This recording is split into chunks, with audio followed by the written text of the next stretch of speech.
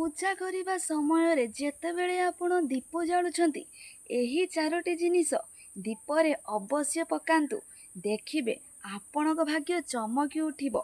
जीवन रे आसीबो गोटे अद्भुत चमत्कार। किंतु सेही चारोटी जिनिस कौन आसंतु मु कहूची। किंतु कहवा पूर्वरु माँ मंगला चरण रे जे लाइक आ सब्सक्राइब समर्पण करदेव माँ मंगला तांका घरे सुख शांति और समृद्धि बजाई रखिबे। आसंतु जानिबा सेही चारोटी जिनिस कौन। नंबर 1, आपण जेतेबेले ठाकुर घरे पूजा करुचंती जेतेबेले दीप जालुचंती सेही दीपरे किछि चाउल मिसेई दियंतु। एहा करिबा द्वारा माता लक्ष्मी आपणक घरे सबुबेले रही थांती।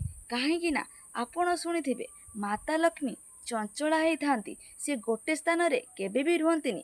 एही उपाय करिबा द्वारा माता लक्ष्मी आपणक घरे वास करि थांती एवं बहुत देवता आपणक उपरे प्रसन्न होई थांती एवं आपणक घरे वास करि थांती।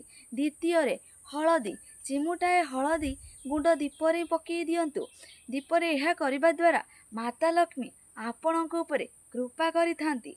तृतीय रे आपण गोलमरीच किछि दीपरे पकई दियंतु। एहा करिबा द्वारा आपणकु अर्थ उपार्जनर बाट फिटी जीवो। चतुर्थ रे लवंग आपण दीप जालिला बेले किछि लवंग गोटे हो देटा हो लवंग पकांतु। एहा करिबा द्वारा घर को आसुथुबा नकारात्मक ऊर्जा आउ घर को प्रवेश करि न थाए, सी सबुदिन पई ध्वंस हो जाय थाए। एही चारोटी उपाय अवश्य करंतु। माता लक्ष्मी को प्रसन्न करंतु आउ बहुत रास्तारू टंका उपार्जन करंतु।